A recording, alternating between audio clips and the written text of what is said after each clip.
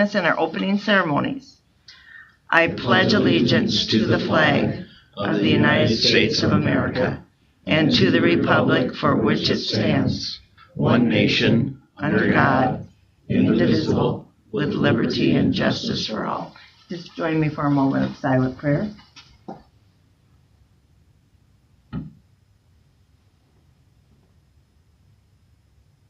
Amen. All right. Agenda item number 3 is approval of tonight's agenda, and I don't think there's any additions or changes. So if there is a motion to approve tonight's agenda, all those in favor signify by saying aye. Aye. Opposed? Motion carries. All right. Agenda item 4 is when we allow citizen comments from our guests, usually on items not on the agenda. When we get to items on the agenda, if there's some conversation at that point, that will work. But otherwise, our requirements is usually to have a address as a Orange City resident, and also we really discourage any disparaging remarks about our staff in a public setting. So I don't know if anybody has anything that's a non-agenda item. I don't know what's on the agenda. Yeah. But you're saying that when you get to the development thing, which I'm interested in, there will be a question and answer period? Housing projects, yes. We're going to review that, and then if you have comments into that, we will address those. Okay? Fine. Okay. All right. So that takes us to agenda item number 5, which is Exhibit 1 in your packet, and that is approval of minutes from January 6, 2025. If you had a chance to look those over, I would entertain a motion for approval. So moved. Any questions? All those in favor signify by saying aye. Aye. Opposed? Motion carries. Agenda item number 6 is Exhibit 2 in your packet, and that's a financial report. And there's Kent. Monthly financial report. Thanks, Kent. Yep. All right, Exhibit 2 is the December 31 snapshot of cash and all the funds. December is the month where we do some of our transfers. So just a reminder, we did half the 50% of road use tax funds that got transferred to the general fund. So that was $300,000. We transferred $12,000 from the cemetery fund to the general fund, which helps with mowing with our parks department. And then we also transferred $50,000 from the gas utility to the general fund as well. Also, December 1 is our 6-month, so we pay bond interest expense on our bonds. So that was $516,000 total. 165 came out of debt service. If you look under disperse there under debt service, that's 165 for our GO bonds. And then our water revenue bonds were 118,000 interest, and sewer was 229,000. Then if you look under hotel motel tax, you can see we received 18,903 for the month of November, came in December, and then we also paid out 31,000 to the hotels and 15,000 to Northwestern for that mini robot. Okay. And the other thing is, just to let you guys know, the 2 projects, the Delaware 2nd Street is finished. We got 1 retainage payment to make. 18th Street is done. So not at the next couple meetings, but the meetings in February are going to start the process of doing the GO bonds for those 2 projects. Okay. And then the last one, I apologize, the last one is under the electric fund. We did 6 months. We call it the kilowatt hour transfer, or the pilot, so it's payment in lieu of taxes. That was $156,318 that came out of electric and went into the general fund. That's all I got. Any other questions? Questions, or is there a motion for approval?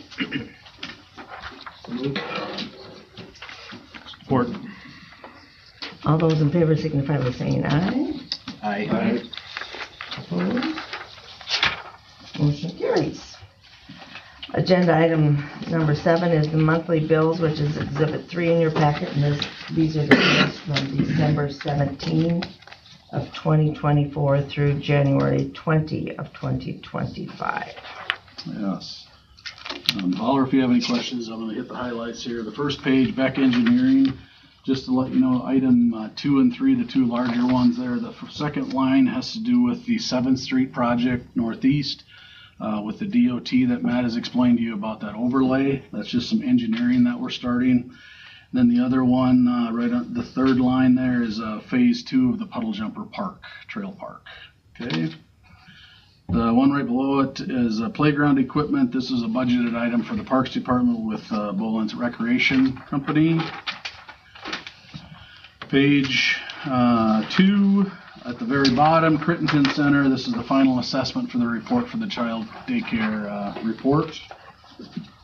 Page 3, DGR, 3/4 of the way down. This is for some engineering for the East Lift Station, looking at some with the East Lift Station, and then the $641 is in regards to the Southwest Well. Okay. Any other questions on page 2 or 3? All right, then I am jumping to page 7. And this is halfway Mitsubishi Electric. This is work that we had done on our West substation in regards to the LTC, or the load tap changer, $15,370. And the last couple, page 10, U.S. Bank, the credit card statement, AED, we had to buy an AED for the electric, or for the police department for the extra car. That's the first line item. Second one is a reimbursement for Midwest Electric consumers. We get reimbursed from RES for that, for Matt being on that board. And then we bought some utility jackets. Those are all the $420 line items. And I think that is it. 388 there was for the event center, just so you know. Sorry about that. At the bottom of page 10. Page 11, utility safety and design. This was for our town border station regarding the gas utility. They came and did some service work, and then we also bought some odorant for the year. And the last one on the bottom, Williams & Company, they are auditors for the city and for Landsmere, and those are the final invoices for fiscal year 24. That's all I got. Unless you have another one that I missed. Any other questions? What project was the Vanderbilt excavation? Oh, you're right. That was, yep, pay estimate number 4. I meant to say that. 2nd Street in Delaware. Is that the last one? Yes. Thanks, guys. Yep. Is there a motion to approve those bills? Forward. Any other questions? All those in favor signify by saying aye. Aye. Opposed? Motion carries. Agenda item number 8 is the time for, in place for a public hearing where we have to amend the city ordinance for the addition of a maternity group home to the R1 and RS1. This is needed basically due to legislative changes in the Iowa Code. It's Exhibit 4 in your packet, and I think, are you going to bring it, Kurt? Yeah, you pretty Kurt or much Janet's going to explain it, because... Janet can. Well, you pretty much said about everything. It's basically legislative changes adding it to allowable use in our R1 and RS1. So it's basically just following the steps that the state has done. So It's not like we have anybody that wants to put up or is interested in a maternity home. We're just trying to be ahead of the legislators. They bring us things. and they give us a whole list. And they give us a whole list and we have to go through. Yeah. Yep. So yeah, it's just basically a process. It's a good process, and then we have it on the books. So this is the first reading. So it's just a motion to approve the first reading. Yep. Correct. Yep. Oh yeah, after we close the public hearing. Anybody have any comment? You didn't hear anything from anybody or? Nope. No comments? Okay, so we'll go ahead and close the public hearing, and then I need a motion to approve the first reading of ordinance number 857. Support. All those in favor signify by saying aye. Aye. Opposed? Motion carries. Now, with that, we can go another meeting and do a second reading, or if the council is comfortable in passing the second and third readings, we can do that and approve it, whatever. That's what we have more choice on, so we just will get it done. Yeah, I think and we haven't had any comments, and it's a legislative change, so. So is there a motion to approve the second and third reading of the ordinance number Waive 857? it. What? We'll waive the second. Waive the second and third. I'll make that motion. Okay, Support. with that, all those in favor signify by saying aye. Aye. Opposed? Motion carries. Then we need a motion to approve ordinance 857. Motion to approve. Support. All those in favor signify by saying aye. Aye. Opposed? Motion carries. Great, thanks, guys. Agenda item number 9 is a second reading for ordinance number 855, amending solid waste collection fees, and that's Exhibit 5 in your packet. We had the first reading last Right. council meeting. Yes, and this is just based off the contract with Frontier Sanitation. And again, just a reminder that if there's landfill rate increases or fuel costs, this is more like the base, and then those would work from there. Or they could bump it up a little Yeah. bit. Any comments received at the city office? Or No. So, we need a motion to approve the second reading. Support. All those in favor signify by saying aye. Aye. Opposed? Motion carries. And then if you choose, we can waive the third reading at this time, since we haven't had any input, or if you want to wait till next meeting I'll make the motion. to waive it. Yep. Is there support for that? Support. All those in favor signify by saying aye. Aye. Opposed? Motion carries. And then we need we need a motion to approve the ordinance number 855. Support. All those in favor signify by saying aye. Aye. Opposed? Motion carries. Ordinance, agenda item number 10 is considering the second reading of ordinance number 856, which is Exhibit 6. This is another incorporation of the 2024 legislative changes. Is that correct, Janet? Yep. And again, you had it last time too, but I highlighted the changes in yellow, so. I'd note we had only, I had one question regarding section 10 on the gender balance for roads. And while we naturally want to encourage as much gender balance as possible, we're not absolutely held to that anymore by the change in the legislature. So that was one question. It's not really us making that decision, it's the legislators. So. Is there a motion to approve the second reading of ordinance number 856? Support. All those in favor signify by saying aye. Aye. Opposed?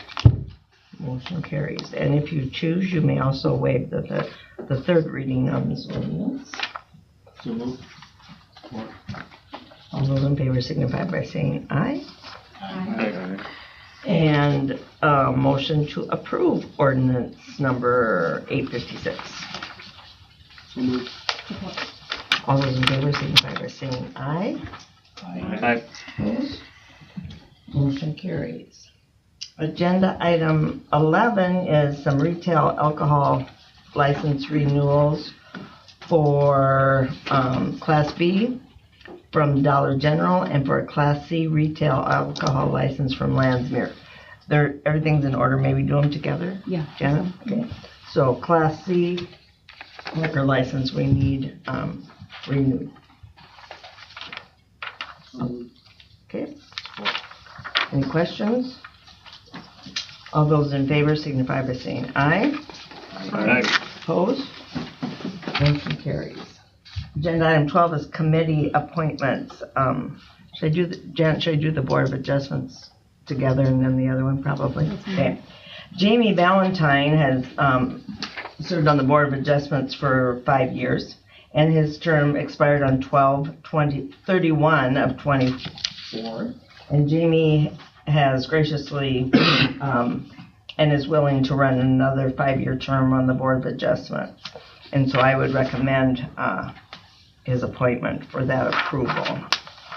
And along with that, on the same Board of Adjustment, Arlen Smith appointment expired on 12/21/24, and he has decided not to run for another term.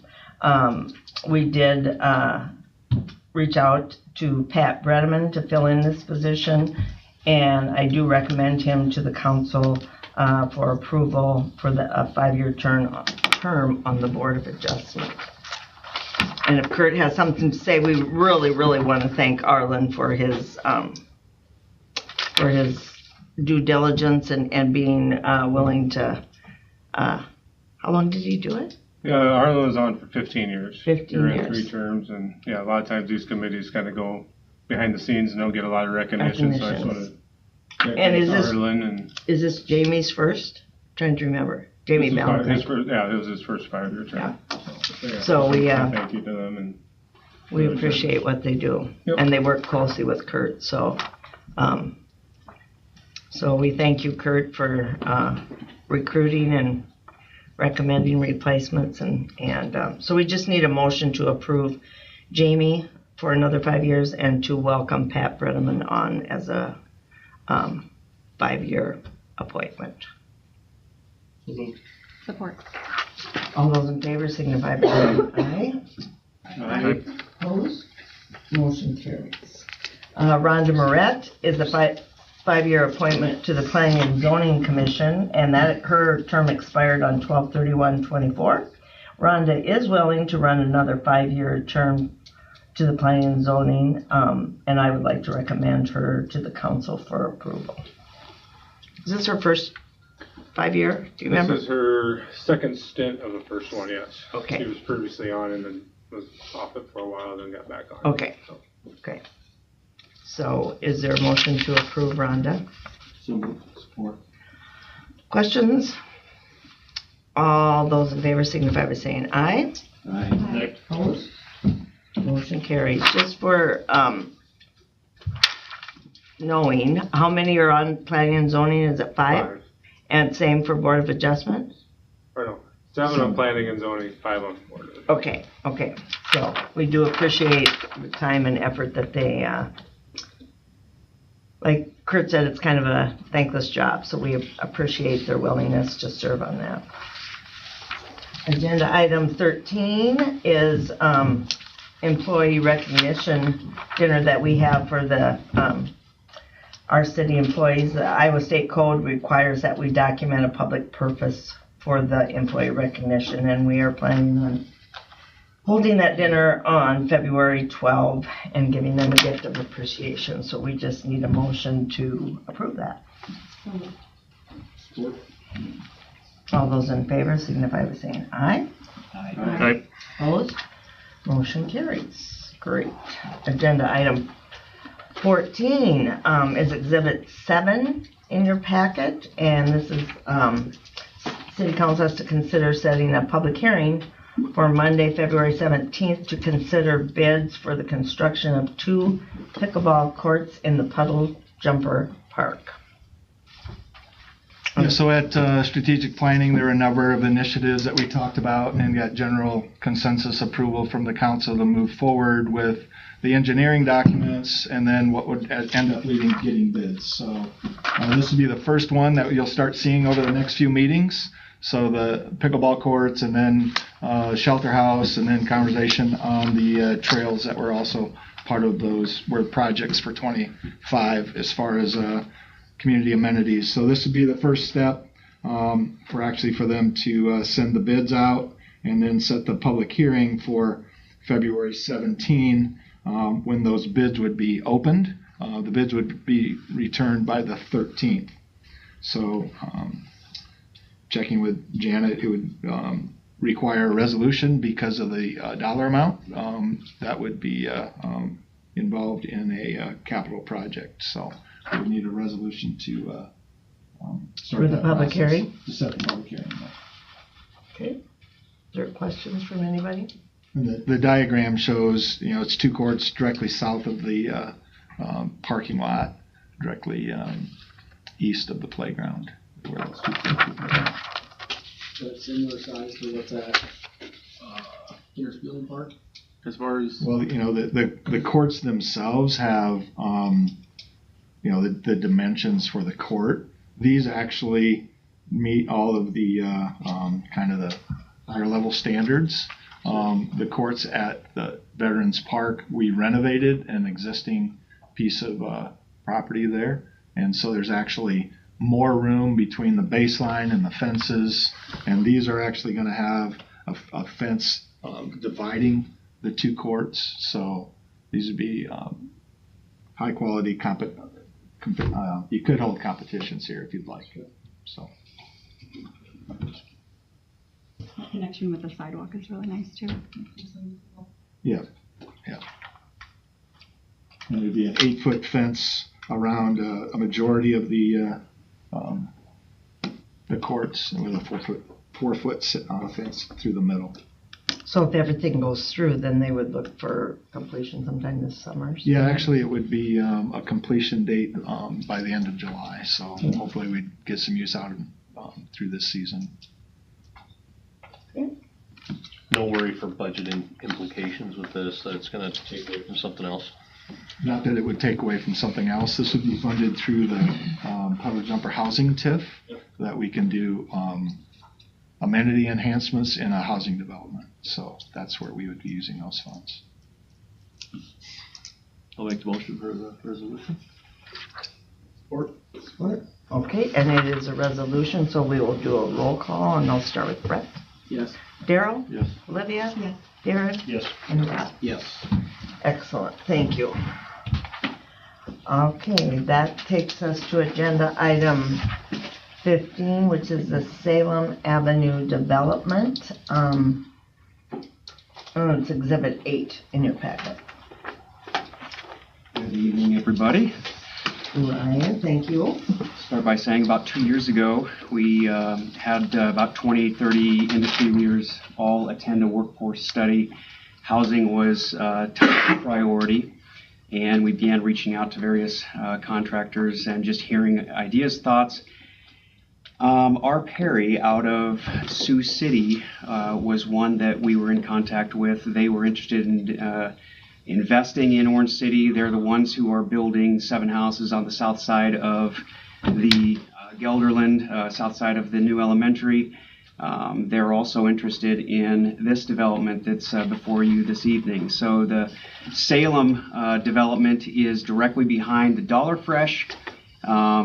It's owned by the city of Orange City as well as OCDC, and there's a portion that's also owned by a church that we'll talk about in just a second. But we want to, really what we're interested in doing is having you review the contract that R. Perry is presenting for the sale of that land, and in so doing they would bring over the course of the next 5 to 7 years about $15 million investment into the city of Orange City. So R. Perry has approved this land development agreement for rental housing on the Salem development. If approved, City Council's next steps would be to acquire the portion of the property that is OCDC as well as Living Water.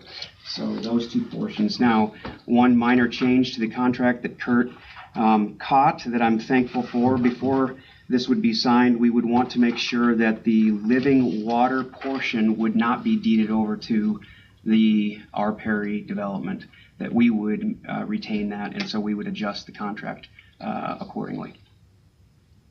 Is that for the street that goes? Correct. Yeah, that'd be directly to the west of and the south side of 6th Street, the west of the development, that we need to retain control of for Living Waters access.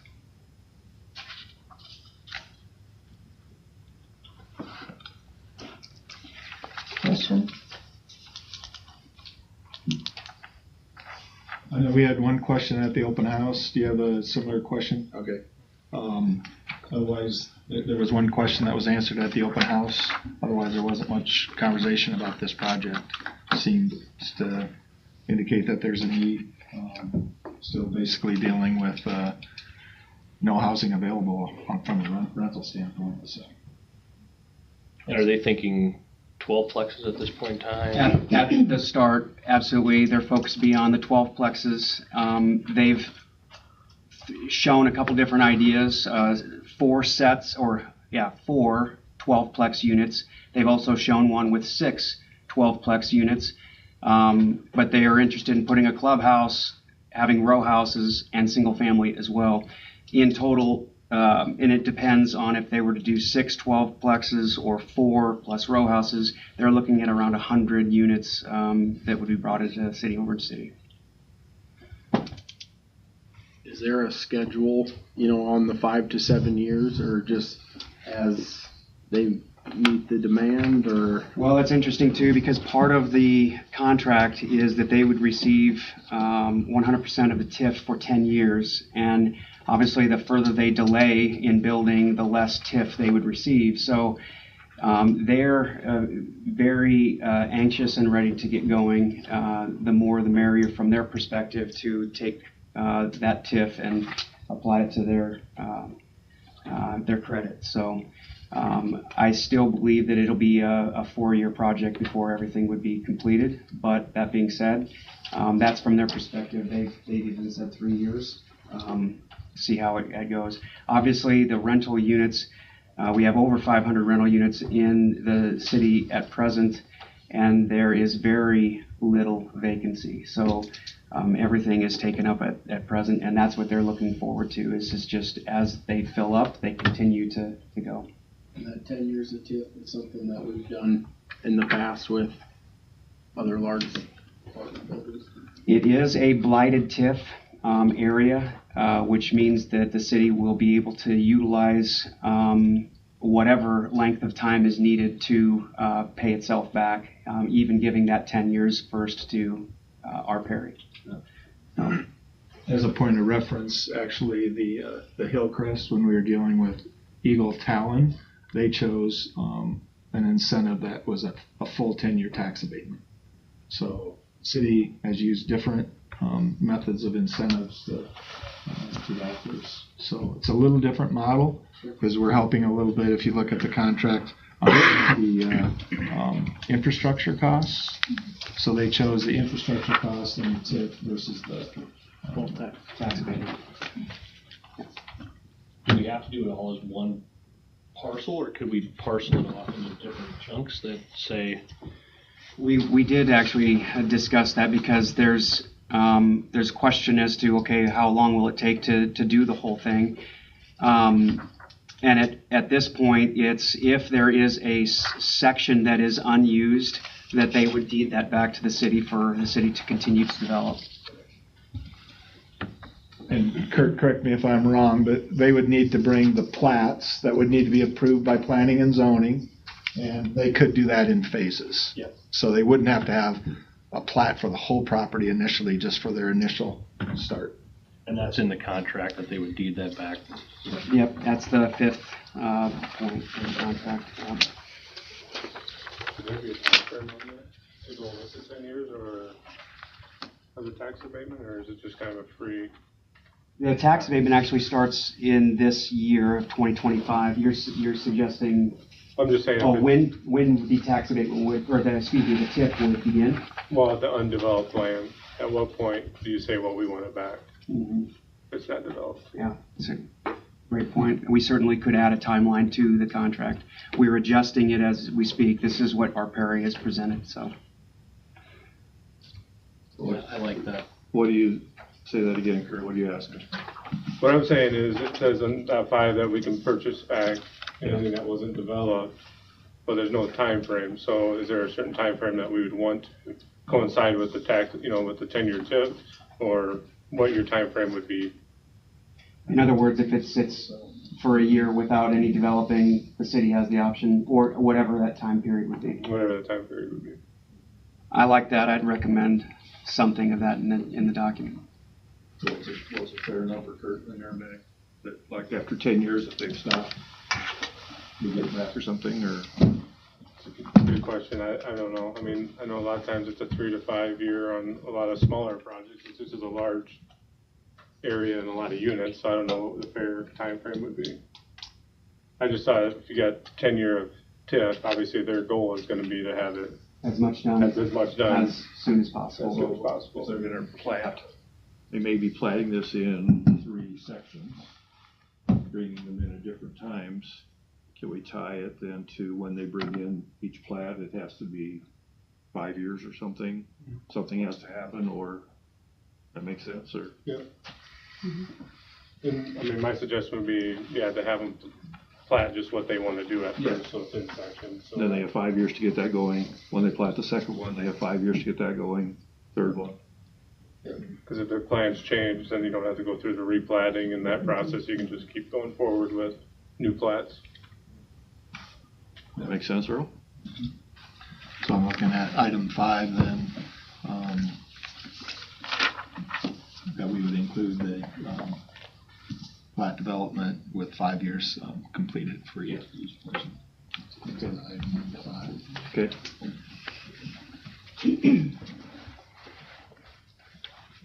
So what do you need from us?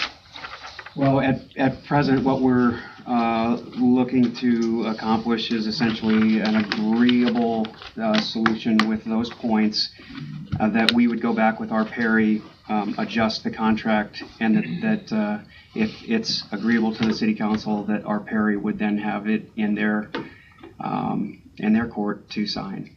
So. Okay, so we don't have to approve anything until you bring it back? Or do we have to approve this? I would like, if we can, for expediency, just to approve the contract with those adjustments, and then I can have them adjust the contract. Okay, I can have Brad adjust the contract, and then have you sign it once they sign. If that Is that makes agreeable to sense. everybody? Can we, next week's meeting isn't really a council meeting, it's more of a Budget, more budget, yeah. Have that as one agenda item to approve next week? To approve an amended contract. So we're hearing consensus by the council to move forward. We'd like to see a cleaned up document before you'd actually vote on it. I think that's reasonable. I understand. Yep. Okay. That makes sense. Okay. I like So it. we'll wait to Move forward with Orange City Development Corp on that smaller portion. Just make sure. Yeah. I think that's fair. Good. Thank you, Ryan. Okay. Agenda item 16 is a discussion item, and we had a open house out at Prairie Winds. I'm sure I'm going to say the nursing home instead of and had some good input and stuff, and Earl's going to kind of recapture a little bit about what we heard as a city from everybody that was willing to join, and then from that, if there's anything that you think needs to be cleaned up, if we heard you wrong, or if you have new ideas, then we'll welcome that discussion after we read through this. Is that okay? Make sense? Okay. Yes, I thought I'd just go through a little bit what the process was with the meeting, what we heard, what we've heard since the meeting.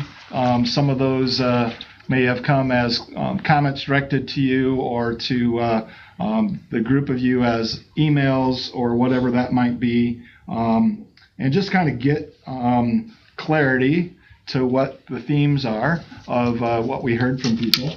And then when there were some, what seemed to be some inaccuracies being shared, just to make sure that we have accurate information that's being shared, so people would know that we are hearing them. I know there's a number of people here that had shared some information. So when Mayor and I talked about input, if there's things that that we missed or needs re-emphasized, that'd be your opportunity to share after I go through this. And then we'd probably, as a staff, be looking for some direction from council if there's an opportunity for you to discuss some direction for how we move forward as staff. Yes, because since then, the council hasn't been together to share their viewpoint or what they're thinking. So I'm going to go through this. First of all, the meeting was fairly well attended, over 120 attendees. The venue at Prairie Winds Event Center worked very well. Appreciated Jess setting that up. Mike videotaped the event. We had the PowerPoint presentations from both Ryan and from Ben at Vision. They are available on the city website, both the videotaped event and the presentations. We tried to go through all of the housing projects that we have going on, which included Puddle Jumper, 14th Street, which is actually Puddle Jumper number 11, the Gelderland, Canals, North Wyland. Hit briefly on what the city's role in development is regarding zoning, how we address infrastructure, utility needs, streets, and so on. City being forward-looking for what land property is available for us to be have our eyes on for development. Ryan then shared the proposed Salem Avenue project, which we just discussed. And then we heard the proposal from Vision Builders regarding the Porches project being proposed. So Ben Kurtzleben was here to lead that presentation. We really didn't hear any other comments on any of our other single-family housing developments, which are going on all around town. All of the comments, with the exception of one question, came up regarding Salem Avenue. The rest of the comments and questions were directly regarding the Porches project. So these are some things that I heard, and I went back and listened to the questions the best I could. The sound quality is average at best, depending on where people held the mic and if there were people actually speaking into a mic. But here are some key comments that we heard, that this is a prime property, center of the community. It's important to do the right thing. Concern was raised about the density of housing with the proposed 16 homes on the site. There was comments that 50 feet lot is too narrow for this development, again, raising a question on density.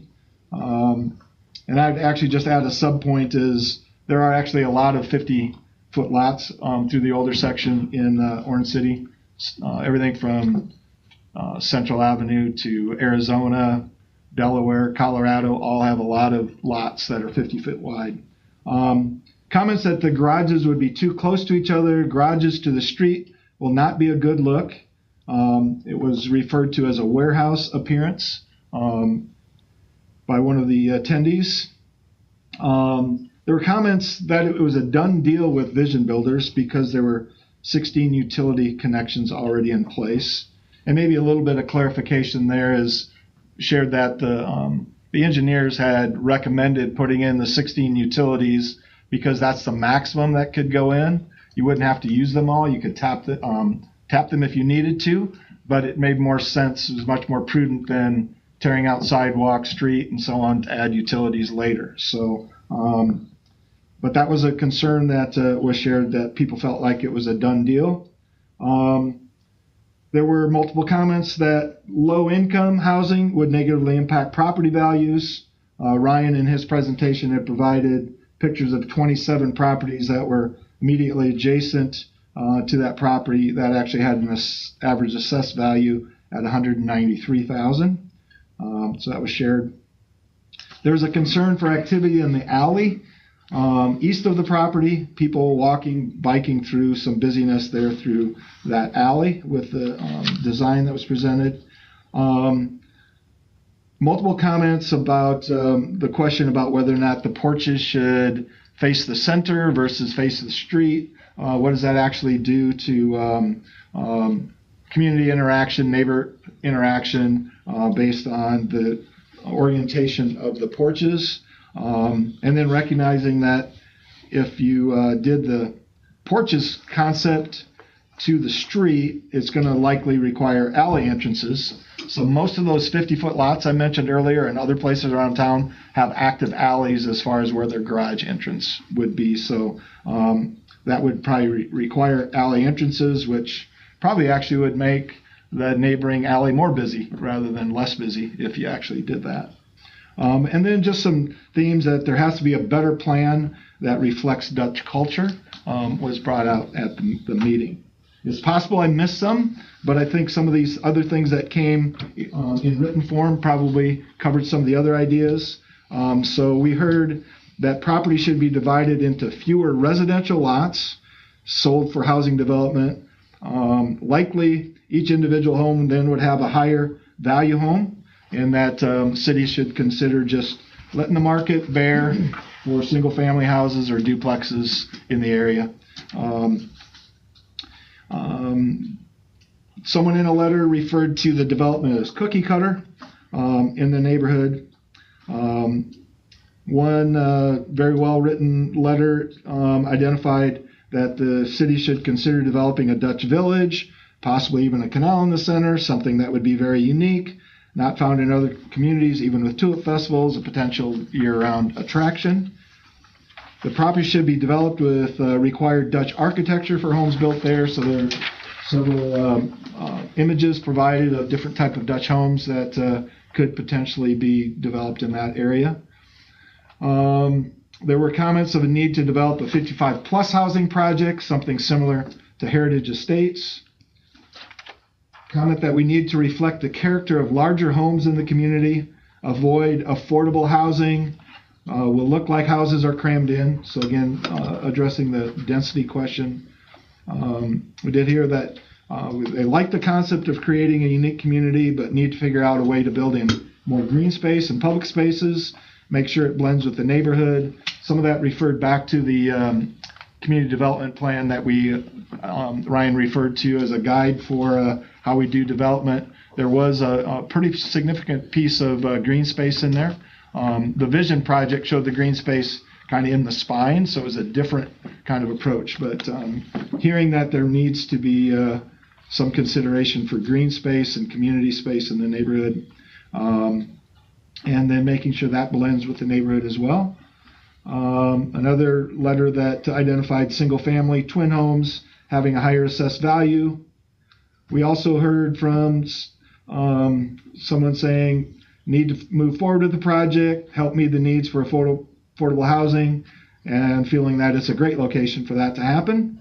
A comment that porches may be a good concept, but it needs to be built somewhere else in the community rather than in that location.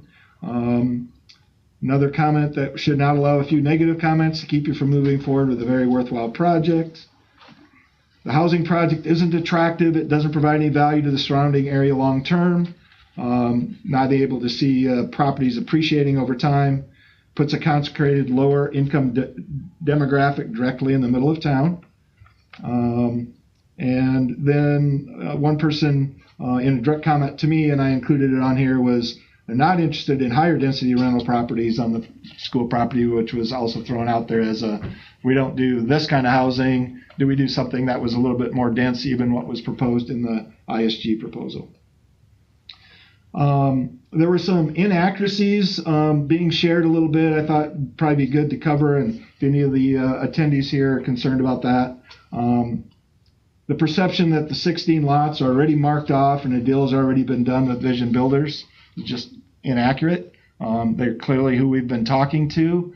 They've presented a proposal.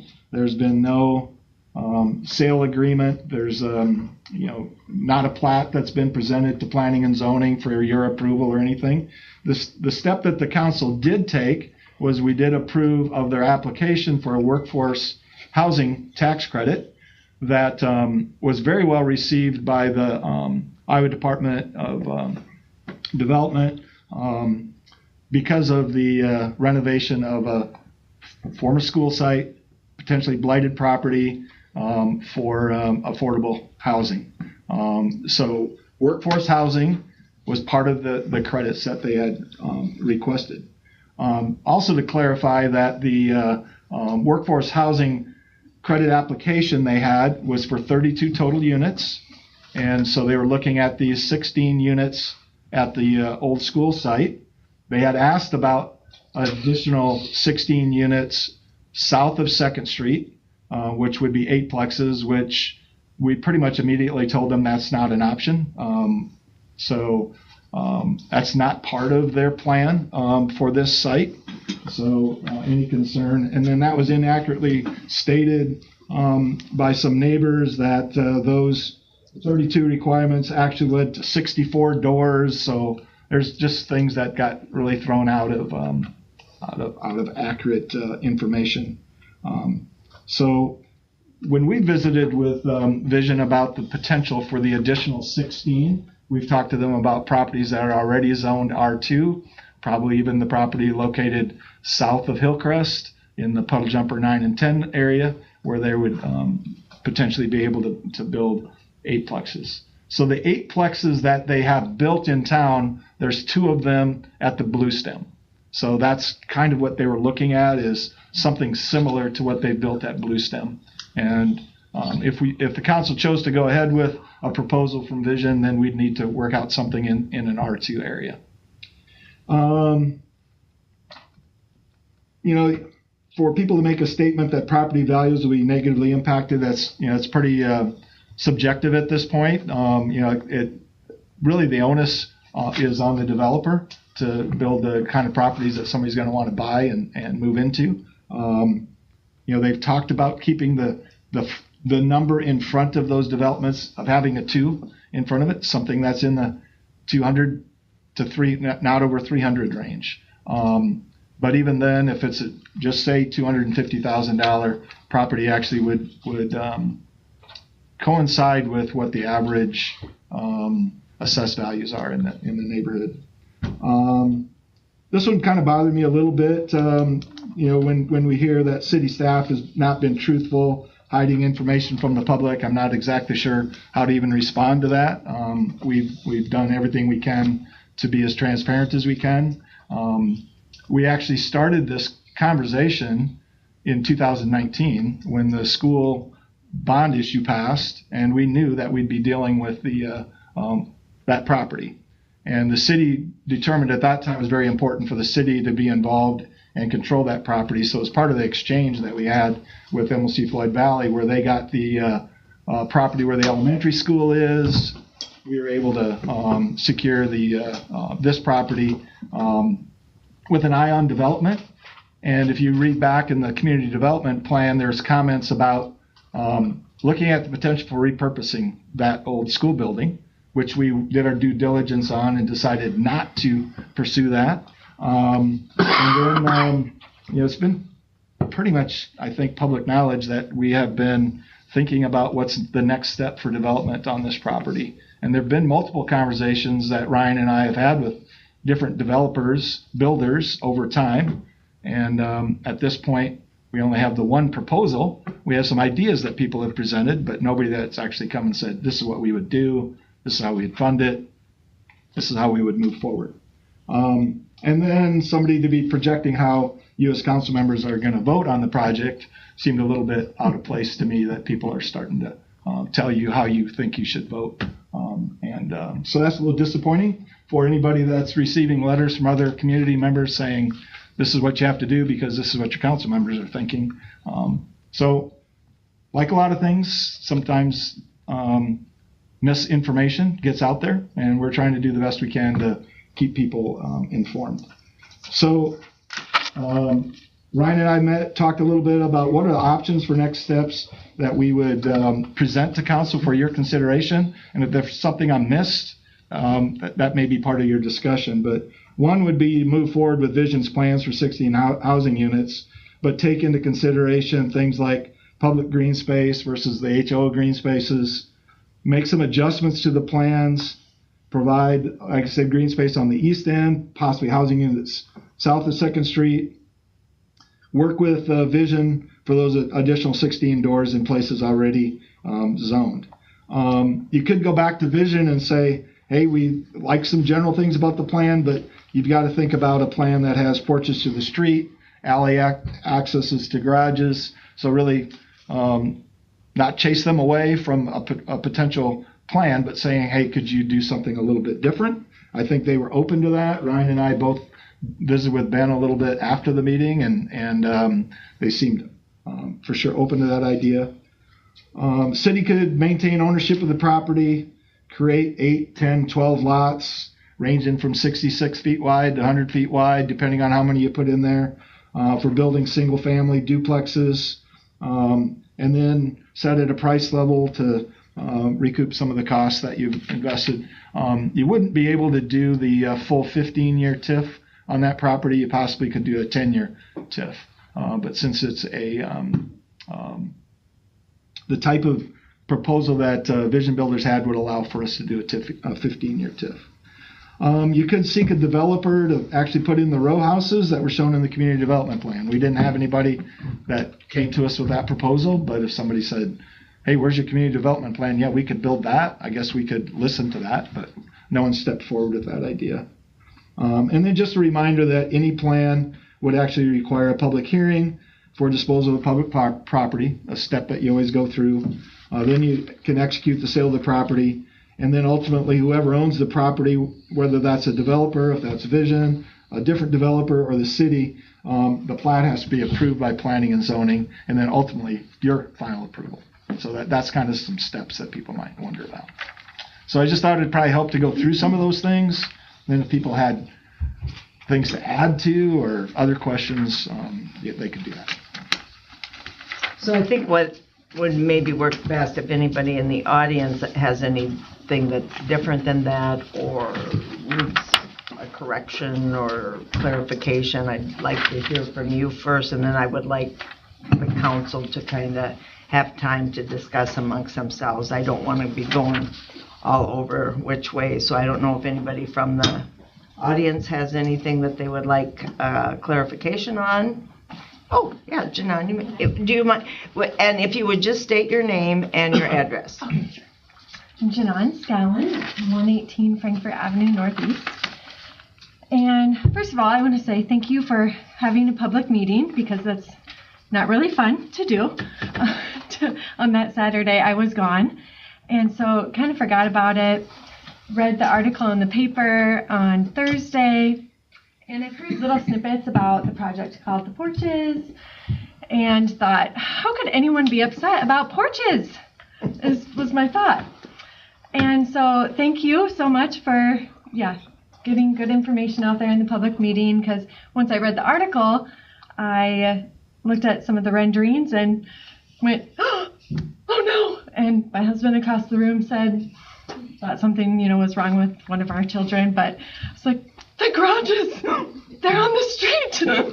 And so that was my initial reaction to the plan. Actually, Lori's quote in there was what really got me confused, because she was talking about sitting on her porch. So I really enjoyed design as a hobby. And so I read a lot of architecture books, which is really nerdy, but I enjoy it, and I think it's really interesting living in Orange City. I love walking around and looking at our architecture that we spend a lot of taxpayer dollars on every year. And I read the city council minutes, and I see how much money that goes into our buildings. And so I, as someone who walks this route a lot downtown, I enjoy the two gems, and I did email you this right before this meeting, so that's why I wanted to speak, because I'm sure you didn't get it in time. But I love the Sioux County Courthouse, and then right across the street you have the W.S. Short House, which is the current Gamble residence, which, I mean, you just look at those racks, and those were carried by train from a California riverbed. It's unreal. And then in the same sight line, you're just going to turn your head, and you're going to see a row of garages. And architects call those snout homes, and have just the garage is like the extreme version of it. Being at a sell price point of $200,000, not going up to $300,000, you are specifying the absolute cheapest garage door. So just, I want you to keep that in mind when you're thinking of the streetscape and what you are going to see, what visitors are going to see. When I think about a lot of, like, I look at the ISG plan, and it's incredible.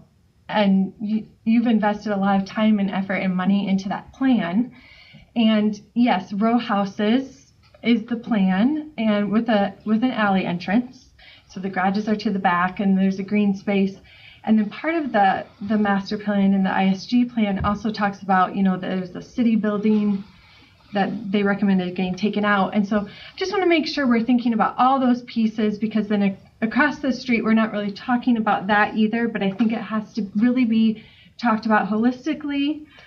We invested in that plan, so really give a lot of thought to that plan. And then, I think we as citizens need to be open-minded that it is not going to stay empty, right? And we do need something, and we need something that's well done. Mm-hmm. And so I'm glad I don't have to make the decision, but I just wanted to offer my 2 cents that we've done a lot of things really well.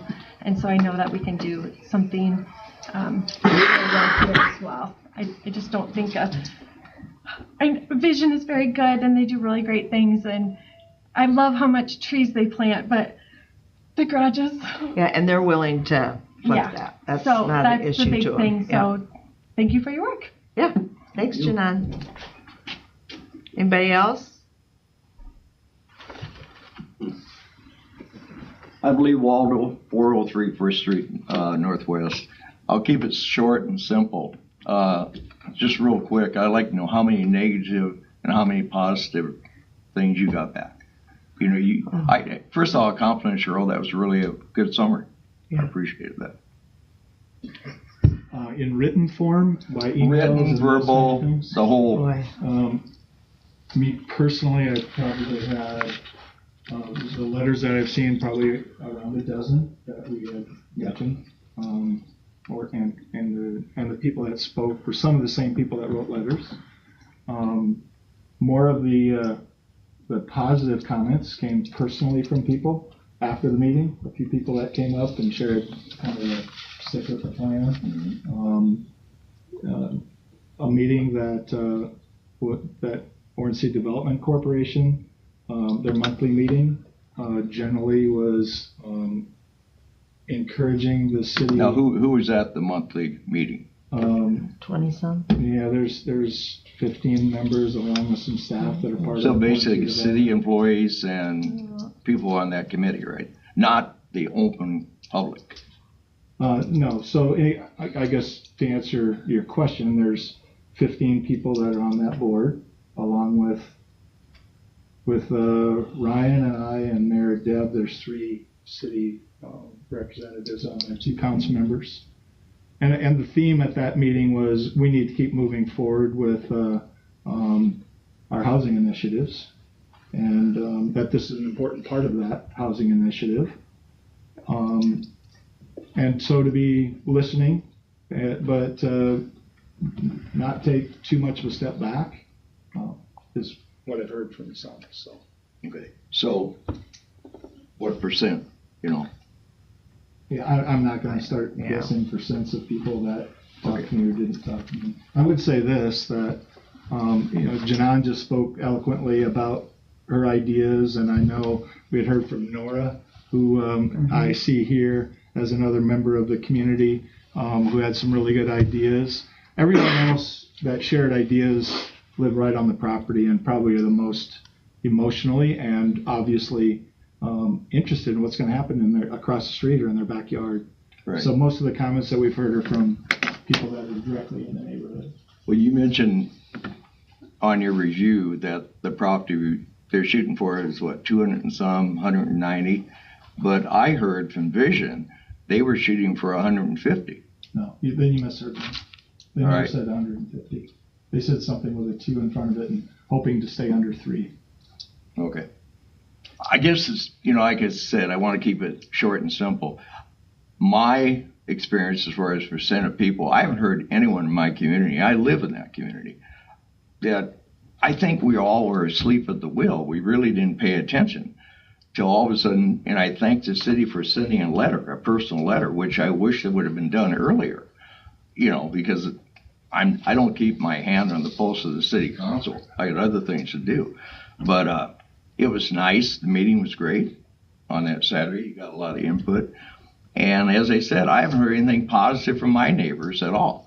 And I think the very simple solution, divide it into 10 lots or whatever you want to come up with, and give it to local contractors for bids. I'm sure there's people that would love to build there. Look at Anita Bumgard. That structure is beautiful. Lyle built a beautiful Dutch home. I mean, this is a show place. Yeah, just show it off. It's right there in the middle of town. People are going to see it. That's all I have to say. Thank you. Anyone else from the community? I'll go. Hey, Luke Livingston, 215 First Street, Northwest. So a couple of things. First off, good summary, Earl. Appreciate that. I do just want to make a couple points. One point being 50-foot lot size. There are some lots in town that are 50-foot lot size. The difference is they're not back to back to back to back to back to back. Right. These are, occasionally in between different size lots, there might be a smaller lot. Like my neighbor's got a very small lot. I have a lot and a half. Then there's other, so it changes as you go, right? Putting them all together like that, in my opinion, makes it look like a trailer park. It does not make it look like a home. It doesn't make it look like a family home at all. It really, the design and the pictures they showed, I didn't get to go to the meeting, but I reviewed all the information. My wife had went. I did watch it online. So I get that we do have some lots. I've seen them. I walk through the community, all year long. So one of the first things that you do here when you move to town is learn that you're going to walk a lot. So I do have an issue with saying that, because I do think it's going to look terrible, and I think it is going to look just like a trailer park. The houses are going to be about the same size of a trailer house and probably less than a double wide. So why don't we put double wides in? Right? I don't know how it's going to help enliven or improve that part of the town. Being someone that lives a block off of the main parade route for Tulip Festival, and everybody that I have walking through, and even buying there, knowing that during those 3 days, I can't park in front of my house, I can't do anything else, but how important that is to the community.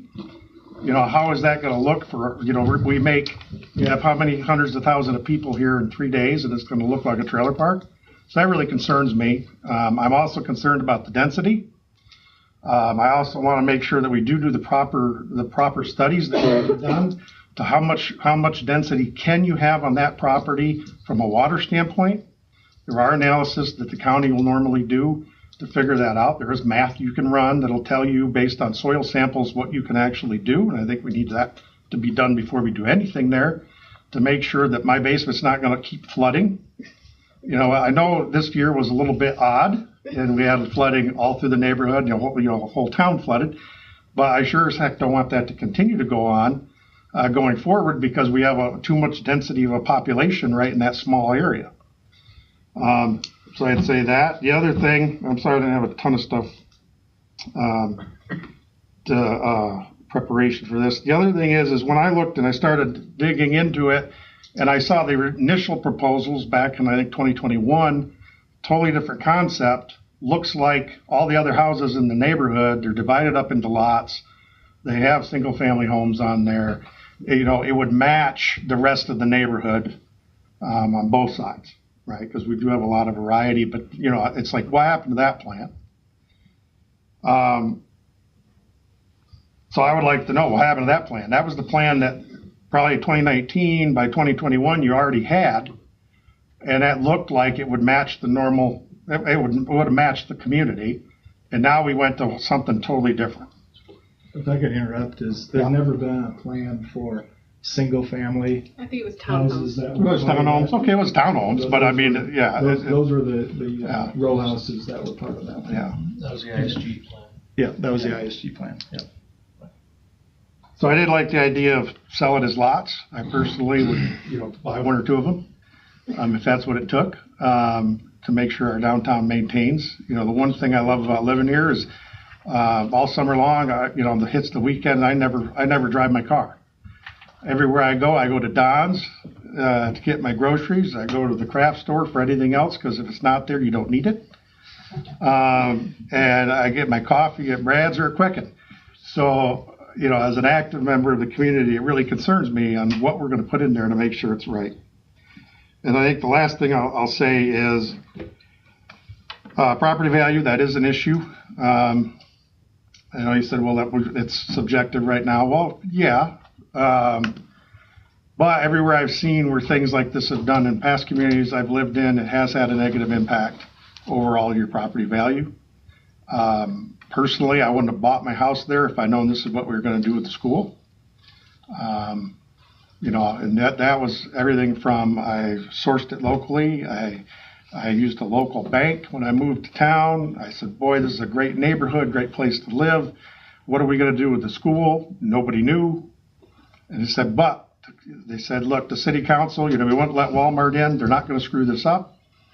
And you think, Jill, for that. And so I bought, and now I see that, and I see what we're saying we want to do, and it really concerns me. And the final thing I'll say as a business leader, having one option is not an option, right? Anything I propose or I take to my ownership in my business, I have to have at least 3 proposals. I deal heavily with military contracts, with the government, right? If you're doing any kind of contract like that, you can't go with one proposal. You have to have at least 3. And you have to be able to justify that and justify the selection that you made. And I would ask for the city council to think the same way and say we need more development ideas and not to go with just one, because that's the guy that's going to talk to us. Right? We're not, and as far as I know, we're not in a hurry. Just let's make sure that we do it right. So thank you for that. Okay, anybody else or city council you want to chat? So Mayor, I would suggest, as we talked about before, is communities had an opportunity to express themselves. The council has a chance to visit about it, but we're not going to re-engage with other comments, and you can take as much time as you'd like to discuss it now. I think makes sense. Unless anybody else wants to say anything. Unless anybody else has something else. We do have a full agenda with budget considerations and so on that we need to work on as well. Really, the reason why we had the meeting on Saturday was to hear the comments. Some of them have been repeated, but they were people that weren't able to be at the meeting. So. The ISG plan from 4 or 5 years ago was townhome type looks. Mm-hmm. What was the density of that, do you think? I believe there were 4 fourplexes, so 16 units on the west 2/3 of the property, and then the east third of the property would have been green space. So those 4 fourplexes would have been on the west side. They're 2-story then? Yes.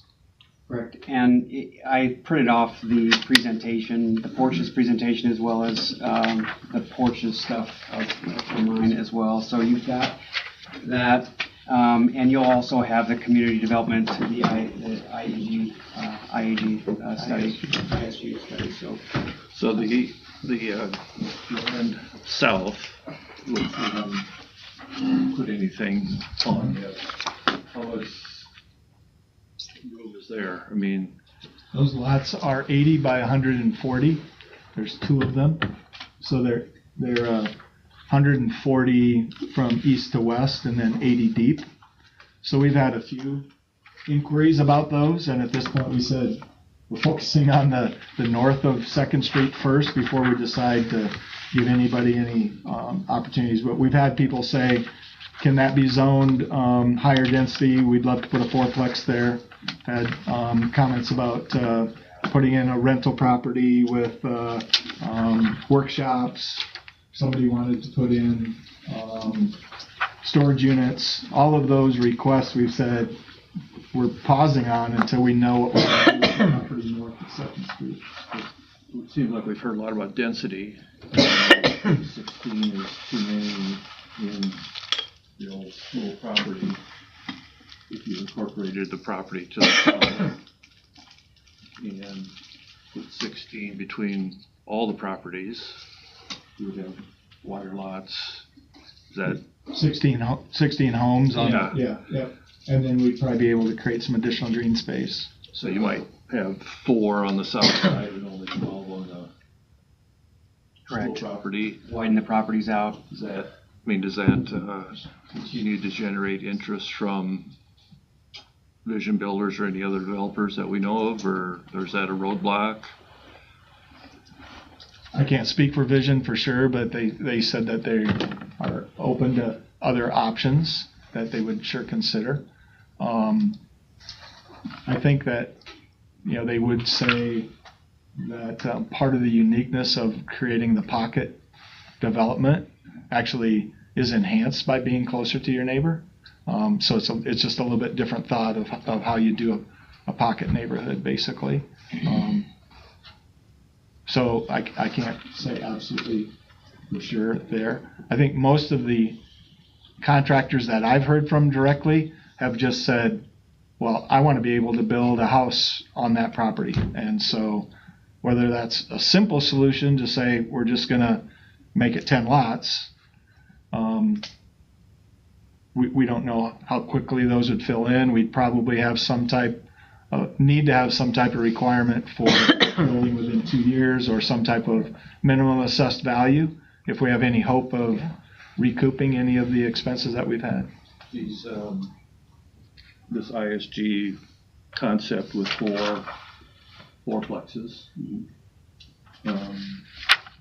There's obviously an alley or something for garage access. So how many garages are in there? This is just conceptual, but Yeah, the garages would be facing that center alley.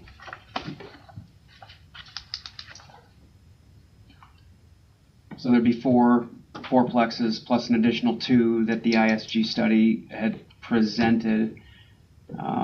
So there'd be a total of 6 fourplexes in that general area that the ISG had presented.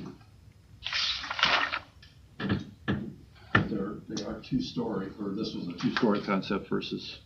Okay.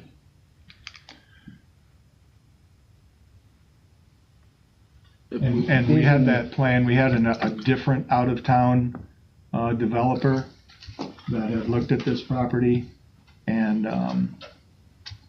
was interested in developing, and then they kind of dropped off the scene within the last year. So they were interested in doing row houses at that time, but they also were interested in having the garages face the streets, and then row houses with garages face the streets. That would have been a different plan as well. If this plan wouldn't go on this property, does Vision Builders still have, I probably should just ask them, but do they still have interest in doing it in Orange City? And I understand we approved the tax credits, are those to the exact property or to the city itself? That is tied to this property. The tax credits are for the 16, and then they would be looking at an additional 16. They originally wanted to put all 32 in this area. We swiftly told them no, it's just obviously not going to work. So they were looking at 16, like Earl had already said. But they are tied. The tax credits are tied to 16 on this property. So. I would be interested in seeing something like the Vision design, but with the garages flipped inside just to match the neighborhood, whether it's through Vision or another builder, but to see what that looks like. And I liked the idea too with Daryl saying, do all 16 have to be in this section, or can some be just on that other section that we own? To at least be able to visualize that would be really helpful. You mean across the street? I think that's a reasonable thing that they can do, or if someone else not real excited about creating another alley to maintain. We have them all over town, but really new subdivisions don't have many alleys anymore. Try to avoid them. Most garages do come from the front. And to create congestion through the whole alley, I don't know that the neighbors to the east would be excited about that. Yeah, they may actually have as many as 16 cars going through that alley, because that's a city alley as well. Yeah. So it's a little bit of, and to me it became very clear is there's a lot of different opinions about what it should look like and how we should approach it. So, I mean, we're trying to navigate that. Well, I think again, for some people, this is probably catching them a little bit off guard. We've been talking about it since Bill mentioned 2019. Even tried to say, could we save the gym and incorporate that into something? We've kind of walked through all of these kinds of options for that property. And it really has kind of come down to even being able to find a developer who's willing to make that big of an investment and to make something happen. Like Earl said, we had somebody else who at one point was interested. They backed off. We're pretty fortunate that we have a developer that's willing to stick their nose out for 32 doors in a town like ours. And they've done a lot of work. If we can talk to them and maybe, take a look at flipping that, it's okay. But I think we need to also be sensitive to, we've walked through a lot on this. And when you're trying to redevelop in an area that has homes ranging from maybe late 1800s to mid 1970s, construction, it's going to be difficult to find the perfect fit. And this porches with some of their 2-story, it's going to stick above the garages. You're going to see some house from the street. In looking at it, it seems to me like this is probably one of the better plans we could come up with. I'm not saying it's the best or has to be the final, but we really have done a lot of work to get to this point. We received, just to color that a little bit as well, Debbie Durham, the state of Iowa, they are invested in this as well. They've given workforce tax credits because of the work that Vision has done.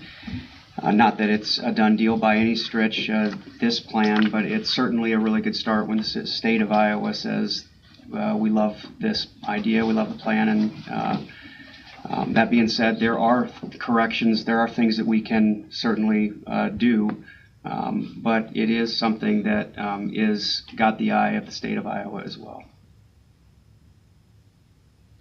I would like to see the rendering with the 4 across the street and maybe, flipping the garages. But, in the meantime, I would suggest if anybody else has a concept, a plan, an idea, bring it to us. This is not a done deal. So, I love Nora's idea of the Dutch community but you got to find a developer that wants to do that as well. So, but if there is one out there, absolutely, I'd love to take a look at it and see it. And we've been asking for those developers to come forward, and we just haven't been real successful at this point. Maybe after all this info, one will show up. You never know. Maybe new president. I will say I've talked to a couple local folks about it, trying to encourage them, and they just said, no way. It's far too big of a project that they would want to stick their nose out, even just for that main block. It's too big. So that does create a different set of parameters for this. So Earl, do you have enough from tonight then to go back and... Yeah, we'll continue to have our ears open to people that would share ideas. Ideas are really good, but they don't put the rubber on the road to actually execute it. So do they have the ability to execute it? So that would be the key. But we can do that, and we surely can return conversation with Vision Builders and say, I heard two questions. One is, can they do something different on this site? And two, could they do something similar in a different site with the workforce housing tax credits that they've been awarded? So we can have those two conversations with them is what I heard, if I was discerning accurately. Yeah, maybe share with them what you went through. Yeah, I mean, they have a some of the emails that we got with pictures. I love pictures, so thanks, Nora, for that. Because that was good. We just needed to talk again. We had talked at strategic planning. It's a dynamic process. So it is. Okay. Good. All right. Thank you, everybody, for coming. Now we're going to get into some real exciting budget. Administrative reports before we leave. Honestly, the only thing that I was just going to bring to your attention is a very nice letter from a couple of young residents in our community, Cooper and Jay Ahoig, asking about what are the city's plans for any type of potential park development on the north side of the community. So you have a copy of that letter. That's good. That's all I have. We do have our new police officer starting on the 22nd. So Daniel Crawley will be that new officer. So looking forward to having him on board. Okay. Janet, do you have anything? No. Mike, do you have anything? Ragbri announcement party is this Saturday night down in Des Moines, so we'll know whether we get it or not. And I've heard that night show tickets are flying out. Yeah, they are. Caught in the tornado of the wizard and away they go. Yeah. So that's good. That's good. Ryan, did you have anything else? I do not. No, where'd you go? Brett. I just had one person tell me that they appreciated all the work that was done on the stoplight in front of Fairway. Must be working better. I don't know. One time you mentioned it. It was an eye. We actually, they were trying to do all of those on a cycle, and that cycle was not working the way it should. Sure. So then I think they were going back to each individual light working for its own. Yeah, and I think that's been done. And a couple of our guys in the electric department have gone through, or will be going through training. I don't remember if that's happened already, so that we can do the fixes ourselves instead of always having somebody come to do them, so that they be able to address it. Because sometimes you get a problem that's noted at 7 in the morning, and by the time we get somebody here, it's noon, and it's been a pain. So that's good. They just said it was great. So. Zero? Olivia? Just thank you to everybody who sent emails and reached out. We really appreciate the community involvement, and we don't take that lightly. So thank you for your time. Karen? Nope. Right. No. The only thing I had is I've gone to 2 emergency management meetings at the Sioux County Sheriff, and it's out in the public, and I'm not sure how many know about it, but Nate Huizinga is going to go back to being a deputy sheriff and not be the emergency management coordinator. I think this past summer with the floods in Haywarden and Rock Valley, just kind of made the decision that it's more than a half a person job, and he felt he wasn't doing Jamie due diligence at the and surrounding communities couldn't help, which they will do like in a tornado, because they were all dealing. So there is another committee that's together, and they are a search committee with some mayors and some fire in the county.